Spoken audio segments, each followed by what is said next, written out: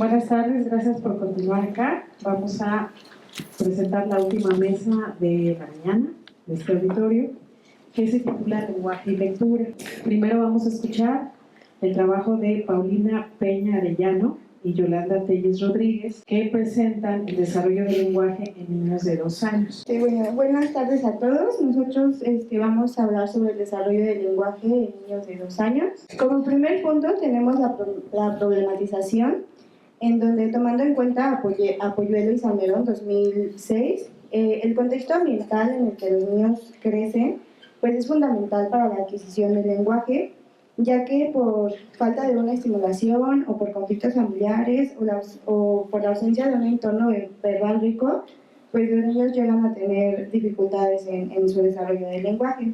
Como segundo punto tenemos la metodología. En esta parte nos enfocamos más en hablar en cómo fue todo el proceso para realizar nuestro texto de revisión documental. Lo primero fue elegir el tema, que ya una vez elegido el tema lo que hicimos fue buscar información sobre el tema del desarrollo del lenguaje y posteriormente se realizaron fichas de trabajo textuales, de resumen y de paráfrasis, y ya con ayuda de las fichas pues pudimos hacer la redacción de nuestro documento. El tercer punto es nuestro objetivo de trabajo, que es analizar el tema de desarrollo del lenguaje en niños y niñas de 2 años, para poder conocer la importancia que tiene en la interacción social. Lo que esperamos con nuestro trabajo es poder identificar las principales etapas del desarrollo del lenguaje, así como también poder tener un análisis teórico más grande, y también pues se espera que con esta investigación pueda aportar tanto a maestros y padres de familia. Como primer punto tenemos que es el desarrollo del lenguaje,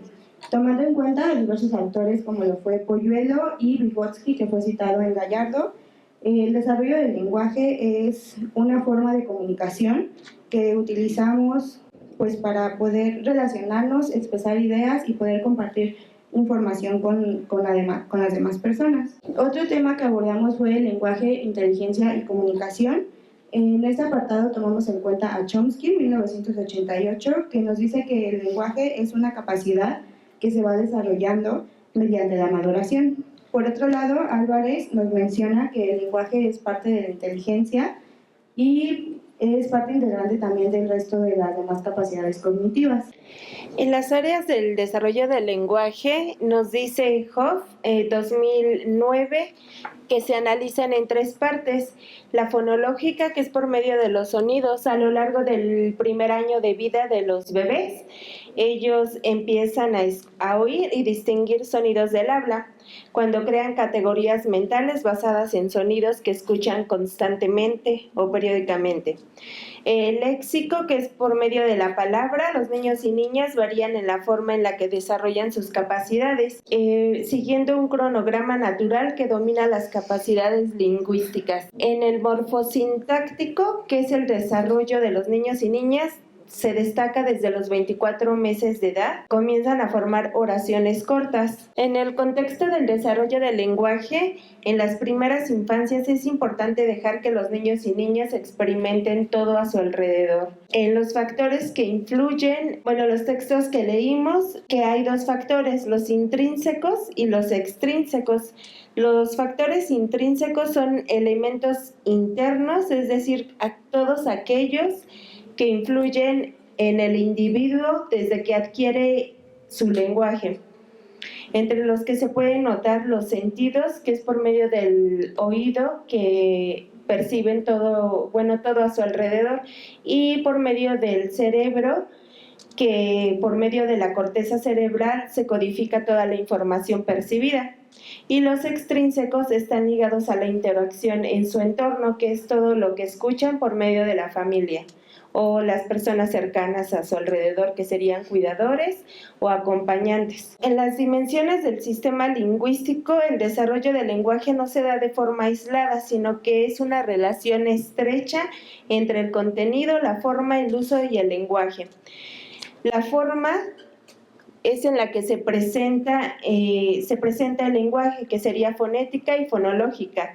El contenido lo utiliza la semántica, que se refiere al significado de las palabras, y el uso, que sería la pragmática, las reglas que dirigen el lenguaje. La didáctica en el desarrollo del lenguaje nos menciona Kinga 2022, que hay dos tipos de materiales, que sería el estructurado, que es todo aquel que ya está hecho, como serían regletas, cartas de memoria, libros didácticos, y el material didáctico no estructurado es todo aquel que se puede adquirir del entorno. Se pueden realizar con material reciclado. Por último, en nuestra reflexión pusimos que el desarrollo del lenguaje en niños de 2 años pues es un proceso complejo pero fundamental para esta etapa. Ya que también al tener una interacción adecuada y una estimulación lingüística proveniente de la familia, pues es de gran apoyo para los niños de esta edad para que puedan seguir desarrollándose en esta etapa. También es importante tener en cuenta que pues cada niño y cada niña se van a ir desarrollando pues dependiendo a cada ritmo. O sea, todos los niños se van aprendiendo a un ritmo diferente. Y pues también creo que es importante tener en cuenta que muchos de los padres como que se esfuerzan mucho a que los niños, o simplemente en la escuela, ¿no? Fuerzan mucho a que los niños quieran ya luego escribir y leer, pero pues tampoco no se ponen en esta parte de la importancia que es su desarrollo del lenguaje. Muchas gracias, chicas. Esta es solo una pregunta. ¿Qué tipo de trabajo presentaron? Fue texto de revisión documental. Okay. Muchas gracias. Bueno, pues vamos a escuchar ahora a Jimena Reyes Ramírez y Jessica Hatsiri González Calva. Buenas tardes, mi nombre es Jessica González y mi compañera Jimena y yo vamos a presentarle nuestro proyecto de tesis. Es el programa de intervención educativa en niños con dislexia de 7 y 8 años. Pues nuestro trabajo aborda sobre la dislexia, el impacto que tiene en la escritura y la lectura. Nosotros abordaremos estrategias para que se puedan, con el fin de apoyar a los niños con esta condición y promover el éxito académico.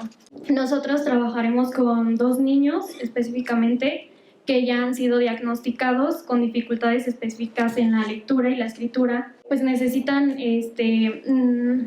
un enfoque personalizado y programas y materiales que ya han sido diseñados para el uso y poder mejorar la escritura y la lectura en ellos.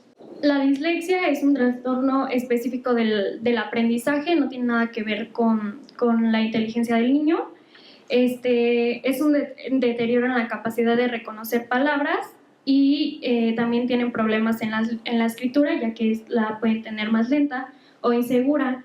Llegan a tener problemas en la comprensión lectora y existen varios tipos de dislexia, en especial son 3. Bueno, son 3, es la fonológica, la semántica y la mixta. La fonológica es un déficit de habilidades en la convención de grafema-fonema. El niño tiene dificultades para leer pseudopalabras y palabras largas, pero no tiene problemas con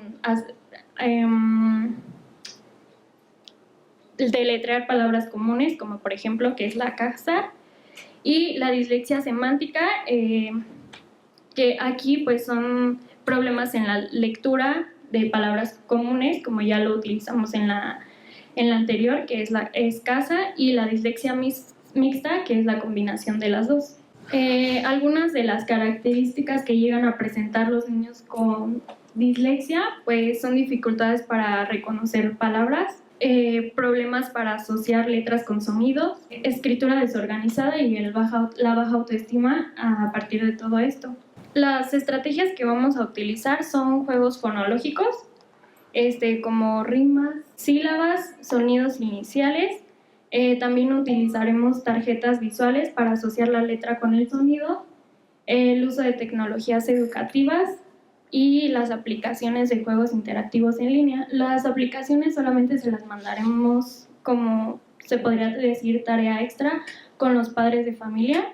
Nuestros objetivos es mejorar la conciencia fonológica, desarrollar habilidades de decodificación, estimular la comprensión lectora y fortalecer el autoestima académica de los niños. Nosotros vamos a hacer este proyecto, esta intervención en 3 meses. Va a ser una sesión a la semana y será en grupos pequeños, y especialmente vamos a trabajar con dos niños, y se trabajará con un enfoque multisensorial que está oído, tacto, movimiento y actividades lúdicas, con el fin de que los niños pues tengan un mejor desarrollo. Yo les voy a hablar en qué materiales vamos a utilizar. Nos vamos a enfocar en una de las actividades que vamos a hacer, son las rimas, que consiste en, van a tener unas tarjetas, las cuales van a presentar como el gato, la mesa, la casa, varios objetos, como lo podemos ver en la pantalla. Entonces, los niños, en este caso, van a asociar las rimas diciendo algunos sonidos, también hacer oraciones, como por ejemplo el gato, que hagan una oración del gato, un sonido, igual la mesa. También vamos a utilizar canciones que tengan, pues ahora sí, rimas, para también llamar la atención de los niños. Algo que me gustaría mencionar, que estos 2 niños ya han sido diagnosticados en su salón, van en 2º grado, entonces ya empiezan a tener esto de la lectura y escritura. La maestra se percató que ellos tenían alguna dificultad, ya que ellos son los únicos que no han podido leer y escribir. Hizo énfasis la maestra de que los niños confunden las letras, la B, la D y la P. Entonces también va a ser una de las actividades la cual vamos a realizar, que va a consistir de que van a tener como una hoja de papel, que es una hoja la B, otra hoja la D y otra hoja la P, y ellos van a, con bolitas de papel, van a rellenar ahora sí la B, la D y la P, al igual que van a pasar al pizarrón para identificar las letras, y así sucesivamente hasta que puedan lograr este objetivo. Lo que pretendemos evaluar es que tengan un avance significativo, o sea, que los niños ya tengan, con el paso del tiempo, una mejor fluidez en la lectura, al igual que vayan a tener una mejor comprensión lectora. Identifiquen también las letras que confunden, como lo mencioné anteriormente, que es la B, la D y la P, al igual que tengan una mejor agarre del lápiz y mejorar la escritura, ya que los niños también, así como escuchan las palabras o cuando la maestra está dictando, lo escriben, entonces van a tener una mejor escritura. Los niños van teniendo ese interés y motivación por aprender algo nuevo. También nosotros nos estamos enfocando a que los niños tengan esa motivación, ese interés, y que realmente les guste las actividades, y entonces eso es lo que nos estamos enfocando con ellos. También nos estamos enfocando y que tengan mayor participación en las clases, tengan mejor comprensión en las palabras, por ejemplo, que empiecen con los textos sencillos, una mayor fluidez en la lectura y mejorar su escritura. Bueno, como conclusión, nuestro trabajo busca brindarles apoyos y herramientas para que los estudiantes vayan teniendo un mayor resultado académico, así puedan superar los desafíos, mostrando que la dislexia no es un límite, sino un reto que se pueda vencer con las estrategias adecuadas. Y eso sería todo.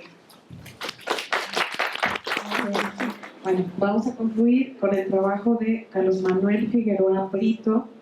Él va a presentar la formación de la lectura en adultos mayores desde la psicología histórico-cultural. Más o menos vamos como en orden evolutivo. Entonces el primer trabajo fue con menores de 2 años. Acá estamos hablando ya de primaria baja, y ahora vamos con adultos mayores. Antes que nada, como dice el título, en la formación en la lectura de adultos mayores desde la psicología histórico-cultural, vamos a basarnos en lo que es la teoría de formación por etapas de la acción mental, de la mal llamada acción mental. Pero antes quería destacar cuáles serían mis categorías conceptuales, que son en sí la lectura y los adultos mayores.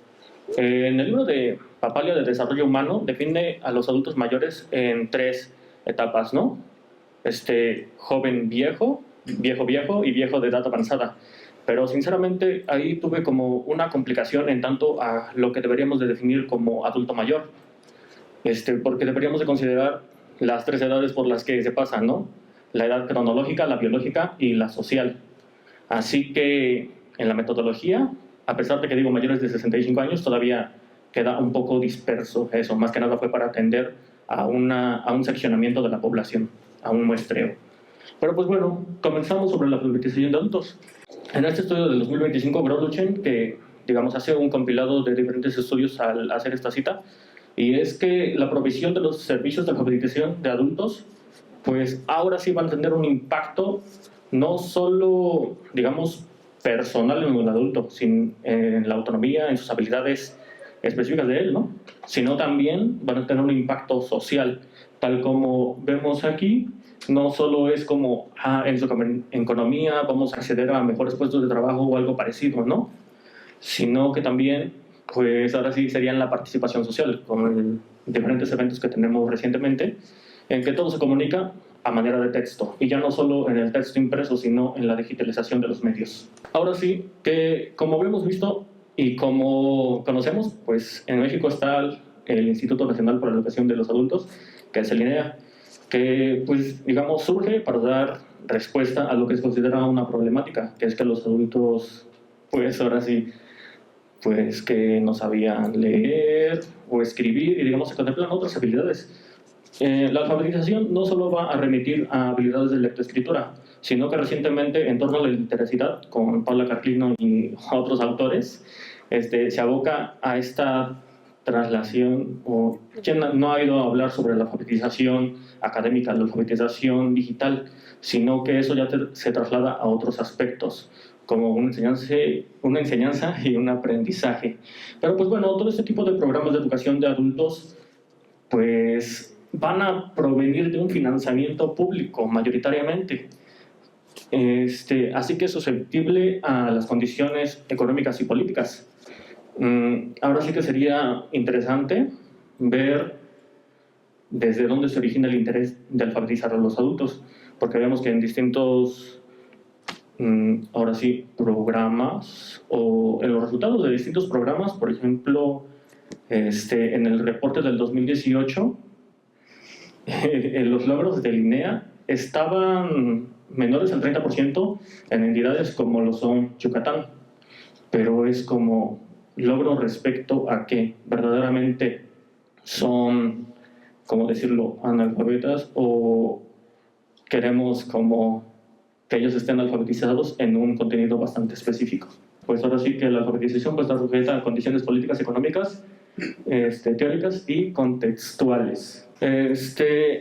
Para, digamos, ahora sí, dar arranque, puse algunas opiniones de la educación de adultos de distintos, ahora sí, estudiantes que están incorporados a este sistema, en los cuales se destaca cómo sigue este tipo de modelo de enseñanza tradicional, en donde, digamos, doña Soledad dice, no, pues es el único que habla en este modo de conferencia, no tenemos un diálogo, ni siquiera una construcción, sino que el profesor se para en el pizarrón y habla y da indicaciones. El otro que tenemos que es muy diferente, Alberto, ¿no? Que dice, es muy diferente, aquí solo se habla, prestar atención y llenar los cuadernillos. Yo me he metido a las salas de INEA, bueno, desde pequeño, y pues sinceramente muchos de lo que se ve ahí es como ponte las pilas para llegar a la fecha del examen y completa tu cuadernillo para que obtengas cierta certificación. Pero ahora sí, hablando de la certificación, podemos acudir a, digamos, a lo que Pierre Bourdieu habla sobre el capital cultural, ¿no? Estas certificaciones normalmente no tienen el mismo valor que otras certificaciones y lo vemos con las mismas universidades, ¿no? Es como, eres egresado de educación de adultos, ¿no? Y es como, de repente están destinados a otro tipo de empleos o a otro tipo de inserción social. Y por último tenemos esto de un comentario bastante fuerte de don Sergio, que dice que más que nada los que están como educadores de adultos son desempleados. Pero pues bueno, partiendo de eso, me planteé como objetivo cambiar esta metodología de la enseñanza o de la alfabetización para, digamos, retomar una que está basada en la psicología histórico-cultural, mal llamada psicología histórico-cultural, porque realmente no había ni siquiera una troika, no hay como una unidad epistemológica en lo que sería como la escuela vygotskiana, que es Vygotsky, Leontiev y Galperin y todos esos. Pero pues bueno, hablando de psicología cultural, vamos a abocarnos a esto de la psicología soviética y que se desprende de los primeros estudios de Pavlov y digamos que agarra mayor fuerza con los vygotskianos y digamos los que después se separan de Vygotsky, que son Leontiev.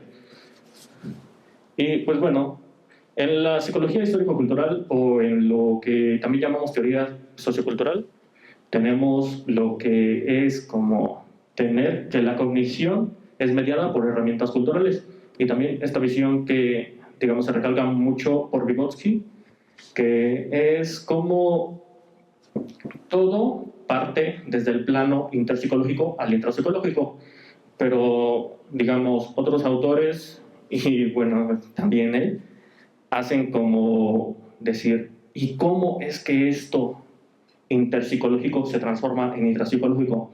¿Cómo lo internalizamos? Así que, digamos, dice, pues todos estamos en un hecho de desarrollo, ¿no? Ya sea la familia, la sociedad y casi todo lo que tenemos aquí, por lo mismo, el lenguaje es una herramienta cultural que nos sirve para mediar y para movernos ahora sí, en el mundo objetal. Y pues, ¿cómo aprendemos el lenguaje? Pues desde las escuelas, desde nuestra familia, desde nuestra comunidad, tenemos diferentes significados. ¿Y qué es la lectura? Aquí, como había dicho, es un poco complicado hablar de lo que se llama mente y lo del plano interior. Pero pues bueno, ya digamos podemos hacer algunos cambios respecto a la definición que dan Soloviev y Dannat sobre lo que es la lectura. La lectura es como una acción mental. El hecho de leer implica una decodificación de signos, pero anteriormente a leer o aprender, digamos más que nada, en vez de memorizar, debemos aprender lo que se codifica en las letras, en tal código, en tales signos, un signo mediado, una reacción mediada, pero el signo. Porque cuando leemos, digamos, tenemos diferentes letras y se tiende como a la memorización de estas letras y significar tal letras para posteriormente abreviarse en palabras. Pero pues estas letras, como son las vocales, las consonantes, pues más que nada son sonidos codificados, ¿no? Debemos de aprender antes qué se codifica en tal sistema de signos para poder leerlos. Y pues aquí me abocaré a la formación de la acción interna o acción mental por etapas, postulada por Galperin, desde la teoría de la actividad y desde los postulados de Vygotsky, que digamos, ¿cómo consideramos esta acción mental? Y aquí viene un problema que es como dualismo o monismo, ¿no? El mundo de las ideas y el mundo material. Pero pues bueno, vamos a remitirnos a lo que plantea Marx, ¿no? Que lo ideal surge desde lo material, es como lo material implantado en la cabeza. Pero, digamos, muchos psicólogos también posteriores dicen que este reflejo va a ser transformado, siempre va a ser transformado, va a haber diferentes condiciones que van a transformar tal reflejo. Así que partimos desde la base orientadora de la acción, donde se plantean diferentes instrucciones, digamos, en torno a lo que se va a realizar, ¿no? Después, la formación del aspecto material de esta acción. Aquí es importante diferenciar entre etapa y forma. En las etapas, más que nada, nos vamos a centrar en formar la acción, como tal lo dice, material o verbal, interna o externa. Y en la forma es la forma en la cual vamos a procurar esa formación. Así que, digamos, para esto voy a utilizar las cajas de Daniel Elkonin, que más que nada vamos a tener un sistema de signos bastante generales para identificar lo que son las vocales y las consonantes.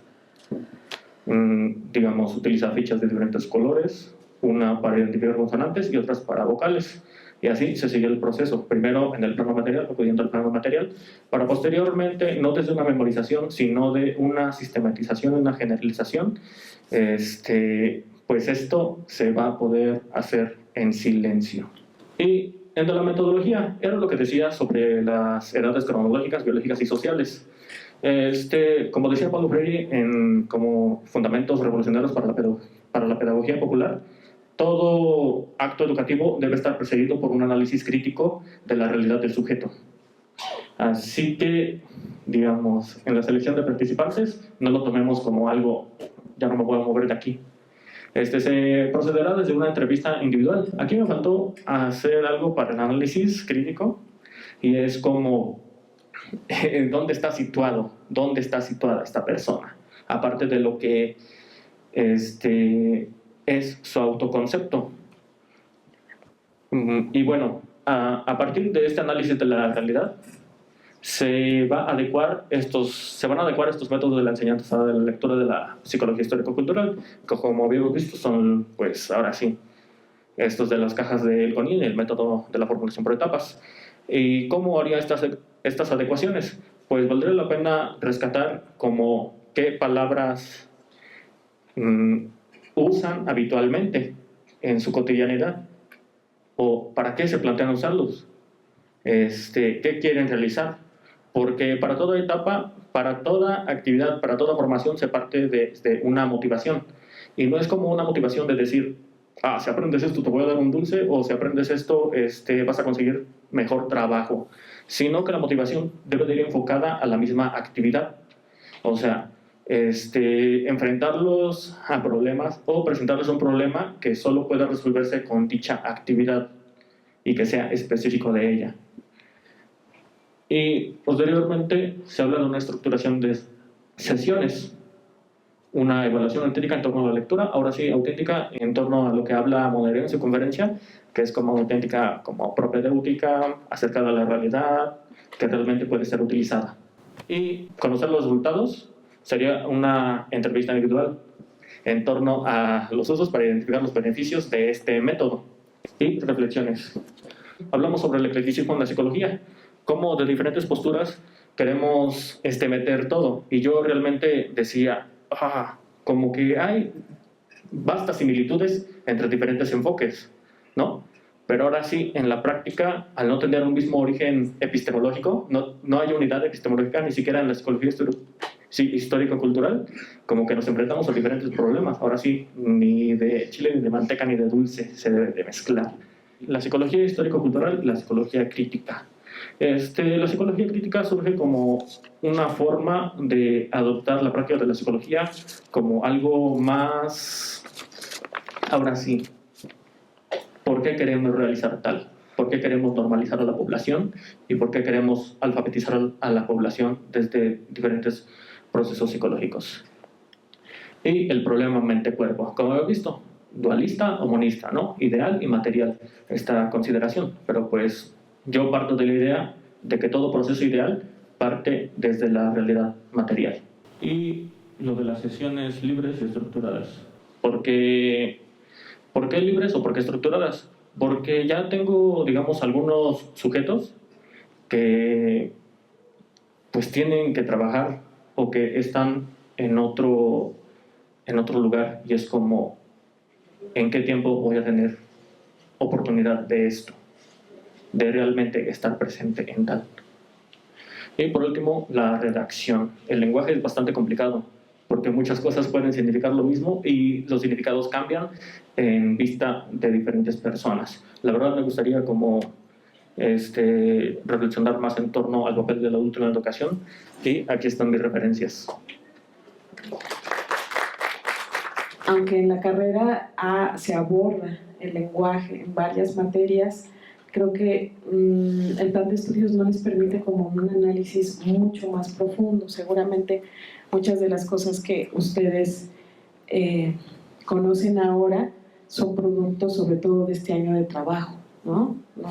No sé qué tanto de semestres previos. A pesar de que a Vygotsky lo ven desde el principio, ya modelos más específicos, autores como Galperin en la teoría de la actividad, los aspectos fonológicos, morfosintácticos del lenguaje son como conocimientos más especializados.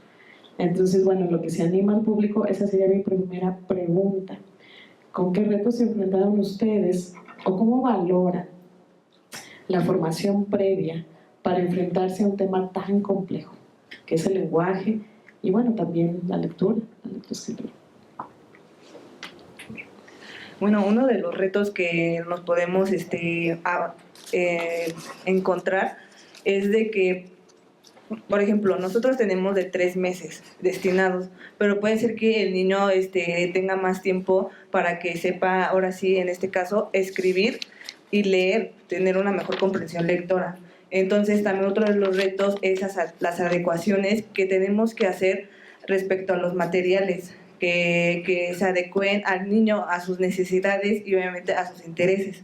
Entonces, esos serían como que los 2 retos que nosotras nos podemos enfrentar.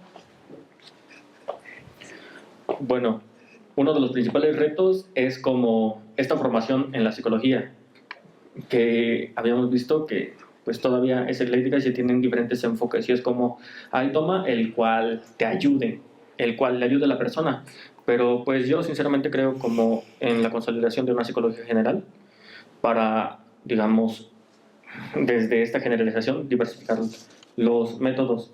Pero pues bueno, otro reto es la disponibilidad de la lectura, porque mucho de lo que quería hablar no estaba en español y ni siquiera en inglés.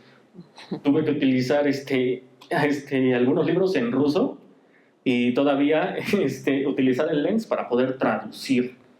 Y eso es un problema bastante común, que no encontramos los libros que, pues ahora sí, buscamos encontrar en las bibliotecas públicas o hasta en la red. Es muy difícil encontrar esos temas. Pero también, en torno a la formación del psicólogo educativo, yo creo que sí falta un poco de rigurosidad en torno a lo que se ve, porque esto solo me lo habían enseñado como así por encimita, ¿no? Como una configuración de subjetividades, como configurar la subjetividad del sujeto y que él mismo decida en qué camino guiarse desde ciertas opciones. Y es como hace falta más especificidad y poder contemplar diferentes métodos y que no solo resida en, digamos, en el estudiante, porque muchas veces entramos bastante perdidos. Bueno, en nuestro caso, al ser pues un texto de revisión documental el que realizamos, creo que de los retos fue justo poder tener la información necesaria, porque pues muchas de las ocasiones la información que íbamos encontrando era muy repetitiva. Entonces también lo que nosotros intentábamos hacer es que la información pues no se repitiera, o a lo mejor pudiéramos vincularlo con otro tema, y también pues el elegir todos los temas, bueno, los subtemas que pusimos, pues fue un gran reto el poder encontrar toda la investigación y volver a adentrarnos pues al tema del desarrollo del lenguaje, porque pues como ya lo habían dicho, o sea, son temas que hemos visto para a lo mejor nada más como de pasada, y volver volvernos a introducir al tema de qué es el lenguaje, qué es el desarrollo del lenguaje, y también en esta parte de los niños de 2 años, también poder como investigar otra vez esa parte como evolutiva del niño a esa edad, pues sí fue un gran reto para nosotras. Gracias. Muchas gracias, chicos. Ahora sí, alguien que quiera hacer alguna pregunta. Hola, buenas tardes. Bueno, mi pregunta va dirigida hacia Carlos. ¿Por qué tú tomaste la decisión de implementar, me parece que la caja de, no recuerdo bien el nombre, y no implementar lo que aplica el sistema INEA para lectoescritura específicamente en adultos? Que ellos, bueno, yo lo que conozco es que se basan en, creo que, no me acuerdo si son 16 o 32 palabras básicas de uso común que les ayuda a facilitar esa lectoescritura. Bueno, antes que nada tenemos la selección de dichas palabras. Digamos, por eso se hace un análisis antes para determinar cuáles son las palabras de uso cotidiano, porque pues no son las mismas palabras para todos. Y digamos, y en tanto a lo de las cajas del CONI, normalmente el modelo que se sigue aplicando es parecido al de Freire, ¿no? A partir de vocales, consonantes y sílabas, ¿no? Pero eso sí, de la misma escritura, de a completar palabras, de el signo de la sílaba o el signo de la palabra, y no parte desde lo que es el análisis fonético, en realmente conocer qué es lo que está codificado en nuestro lenguaje, qué es la S, qué sonido hace la S. Y anteriormente, como había dicho en las cajas del CONIN, tenemos diferentes fichas de colores o puntuación de colores, ¿no? Como una para vocales y otra para consonantes. Primeramente se parte de ese análisis fonético, como identificar las vocales con una ficha de cierto color, y las consonantes, pues, de otro lado. Pero no se identifican las letras o lo que nosotros conocemos por letras, sino se identifican los sonidos. Por eso es importante partir desde los sonidos y posteriormente implementar los signos, que eso implicaría, digamos, otra acción que normalmente es interna. Se realiza como un proceso psicológico, esta decodificación que posteriormente se generaliza. ¿Por qué decidieron elegir esta problemática? Bueno, en tu caso y en tu caso, ¿por qué decidieron elegir esta problemática? Bueno, nosotras elegimos el tema de dislexia y enfocadas principalmente en los niños de 7 y 8 años, es porque a partir de segundo grado es cuando los niños empiezan como que, bueno, de hecho desde primero, pero ya deben de dominar en segundo grado la lectura y escritura un poquito más. Entonces nuestro interés fue enfocarnos desde ahí para poder trabajar desde la primera instancia que se encuentra en esto de la escritura y la lectura.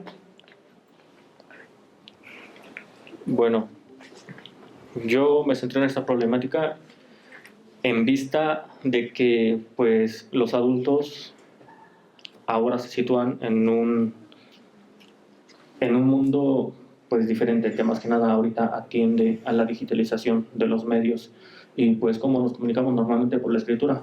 Esto surge desde, digamos, diferentes cosas que se me presentaron en la cotidianidad. Por ejemplo, una señora de edad avanzada que no sabía qué medicamento estaba en tal, y pues acudía, digamos, a preguntar o a familiares. Pero pues bueno, en este desarrollo de la autonomía valdrá la pena que también, aparte de tener estas redes de apoyo, pues se pueda realizar esta actividad. Y otro problema, pues, es como de estos métodos y que casi todo, digamos, lo de la enseñanza de la lectura es como más para el niño, ¿no? Que está en estas etapas, y es como se olvida a esta población, una población que no es vulnerable, sino que ha sido vulnerabilizada. Y pues bueno, eso sería.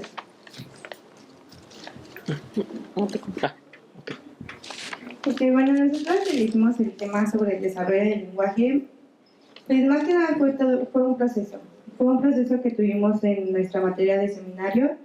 Primero como el saber qué es lo que queríamos abordar, o sea, qué es lo que queríamos empezar a trabajar.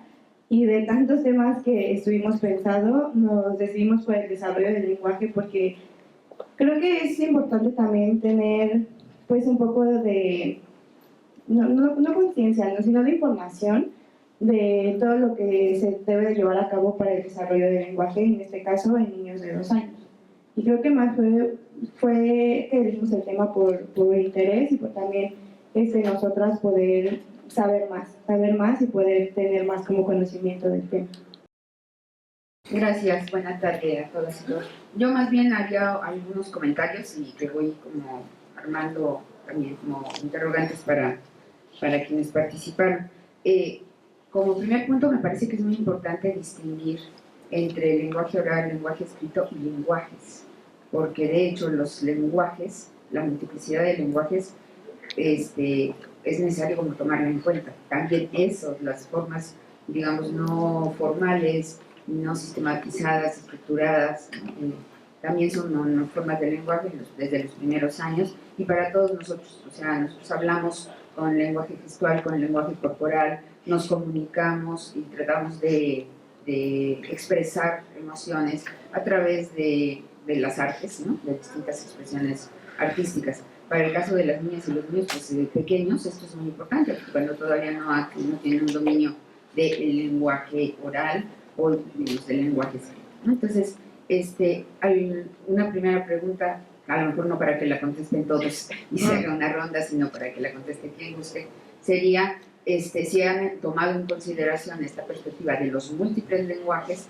y de hecho la complejidad que plantea ya el dominio, el manejo o la aproximación al lenguaje oral, y que de hecho con los niños pequeños el lenguaje oral inicia incluso hasta antes de que ellos hablen, porque están comprendiendo lo que está circulando a su alrededor, ¿no? Y después ya la parte formal en términos del manejo del lenguaje escrito, que también tiene muchas previas aproximaciones y no se centra solamente en la parte formal de dominio del sistema de escritura como lo conocemos arbitrario y convencional, ¿no?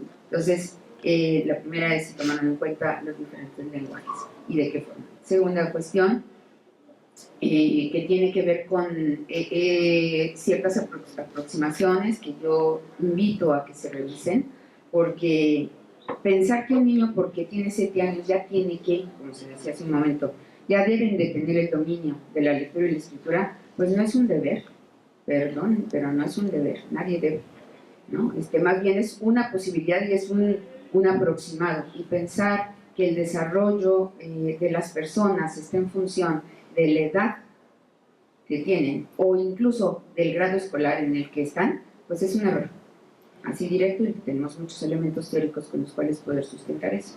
Entonces, hay una expectativa de que las niñas y los niños en nuestro sistema educativo a los 7, 8 años ya estén, ¿sí?, manejándose con el lenguaje escrito convencional, pero eso no, digamos, porque ya lo señalé, no se trata de que porque pasan a los 7 años comiencen a escribir, ¿no?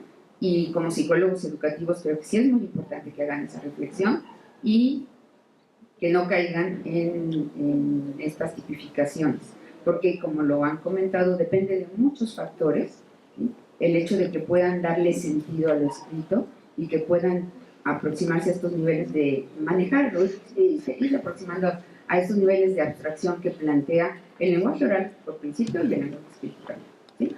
Entonces, ¿por qué deberían, no? Y desde dónde estamos hablando de que el desarrollo está marcado por la edad únicamente biológica, pero es que cuando ustedes plantean que los niños ya deben denominar en segundo grado la escritura, por eso escribir la afirmación, porque hay que ser muy cuidadosos, ¿no? Pensar que es biológico o pensar que incluso que es escolar porque están en segundo grado, pues uno también a veces desea que los estudiantes que están en la universidad, por estar en la universidad, tengan un dominio de la lectura y la escritura, que sabemos que por las formas en las que por las maneras en las que se han dado la formación, pues tampoco tienen un manejo complejo o más desarrollado de lo que puede ser la lectura de textos académicos que son propios de estos niveles, ¿no? Entonces, esa sería mi consideración. Una cuestión que también me preocupa es cómo se establecen los diagnósticos, ¿no? Con base en qué referentes. Y los diagnósticos, si nos sirven para etiquetar, que creo que son muy limitados cuando etiquetan y habla de que uno no tiene demasiados elementos de soporte, ¿no?, de argumentación para poder plantear, para poder comprender lo que está sucediendo, lo que está expresando el individuo, ¿no? Y luego lo peor que es patologizar, ¿no? Porque alguien no haga algo a cierta edad, no habría que patologizar, y como psicólogos educativos particularmente, todos los que los compañeros que están aquí presentes como psicólogos educativos, creo que hay de dos grandes caminos, ¿no? O bien etiquetamos y patologizamos, o bien tenemos elementos para poder comprender las respuestas que están teniendo las personas y a partir de ellos poder intervenir, que esa sería la función del psicólogo educativo, poder intervenir, acompañar y coadyuvar al desarrollo de las personas, ¿no?, en los distintos aspectos que puedan presentar y particularmente en este caso en temas asociados con aprendizajes, ¿no? Porque como psicólogos educativos van a estar trabajando sobre todo esa línea, ya que no están formados como psicólogos clínicos. Entonces, el diagnóstico, ¿desde qué referentes teóricos? Sería muy importante, ¿no? Ubicar. Y ahí viene mi siguiente pregunta, que es, ¿han leído aspectos, han indagado cuestiones sobre lo que plantea Emilia Ferreiro, lo que plantean Emirovsky, Teverovsky, todos los Ovskis que hay, ¿no? De las colegas argentinas que han trabajado el tema, porque creo que ahí hay muchos elementos que pueden ayudar a comprender estas aproximaciones tan diferenciadas que pueden tener las personas, desde los pequeños hasta los más grandes, para poderse aproximar a algo tan complejo, claro que parece cotidiano, es muy complejo, como lo es el lenguaje oral y el lenguaje escrito. Y por último, hablar de yo creo que hay muchos elementos en la participación del compañero que participó al final, que son muy interesantes, ¿no? Pero también creo que justamente por la crítica que se hace a lo del eclecticismo, hay que ser cuidadosos, ¿no? También ver cómo vamos articulando autores. Señalar, por ejemplo, que la perspectiva histórico-cultural tiene como soporte o como referente al conductismo, pues sí, ¿no? Porque nadie construye saberes desde la nada, desde la generación espontánea. Pero en ese sentido todos, ¿no? Digamos que muchas de las aproximaciones tuvieron ese como referente, incluso para hacer planteamientos alternos y diferentes a lo que los conductistas señalaban. Pero hay que ser un poquito más cuidadosos en cómo se plantean las cosas, ¿no? Porque creo que el pobre Vygotsky levantaría y diría, no lo soy, ¿no? Sí. Y por otro lado, pensando desde esa perspectiva histórico-cultural y hablar de las cajas de Elkon y de la aproximación fonológica, creo que efectivamente pues hay que saber que la A suena A y no suena U, ¿no? Pero incluso con todas las dificultades que puede tener el trabajo en el INEA, creo que esta aproximación centrada en la comprensión global de las palabras, de palabras que son cercanas al individuo y que por tanto no son palabras universales, sino van a depender de los sujetos y de los entornos en los que se mueven, justamente es esta aproximación más global que dé sentido, porque se señalaba por ahí que aprender lo que significan las letras solitas no significan nada. La A no significa, la L no significa nada sola. Significan primero en articulación con otras y luego en contexto, porque si pensamos en la polisemia de las palabras, pues también es muy difícil asumir que una palabra solamente refiere a un solo significado. Entonces, creo que el tema es muy complejo, como planteaba también la maestra, que también como críticamente como licenciatura podemos hacer nuestras reflexiones de ausencias, ¿no? Creo que también el trabajar en los seminarios ayuda como a profundizar en aspectos que son como de mayor interés para cada uno de los estudiantes. Y bueno, la invitación es a que continúen indagando, investigando, acercándose, que vean otras alternativas, o sea, quieren materiales, podemos compartir también muchos materiales que están sustentando, digamos, ¿no? Analíticamente por qué hay tantos espacios o puede haber espacios en las aproximaciones que pueden tener los niños para que no los etiquetemos y menos los patologicemos.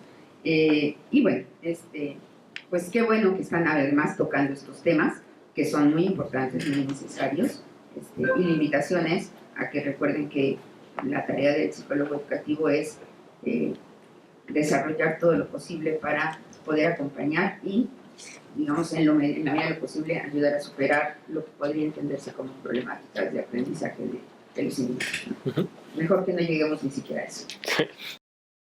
Gracias, profesora Eda.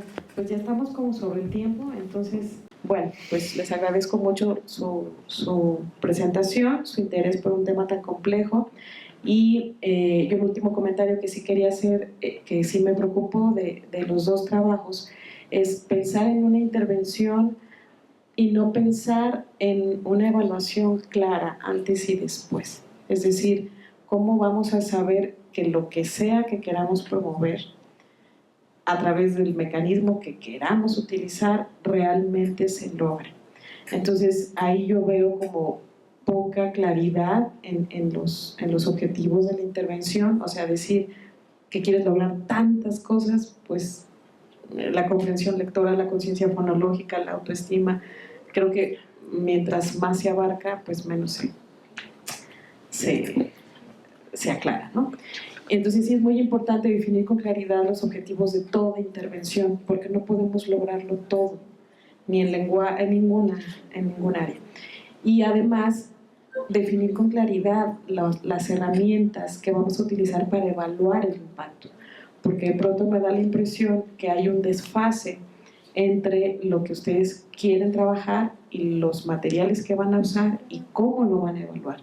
Entonces, a lo mejor en un tema tan complejo, pues vale la pena justo empezar con revisiones documentales, comprender más todo lo que está implicado dentro del lenguaje, que creo que es lo que presenta las primeras ponentes, y nos muestran pues un abanico de todas las cosas que están implicadas.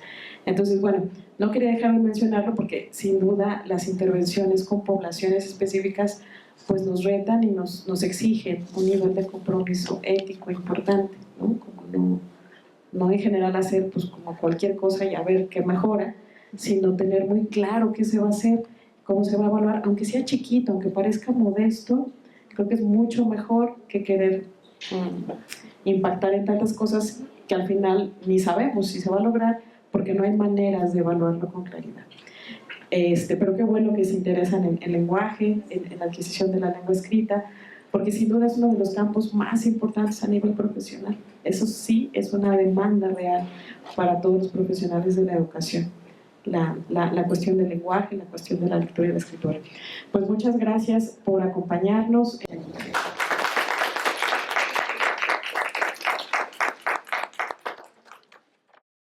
Gobierno de México.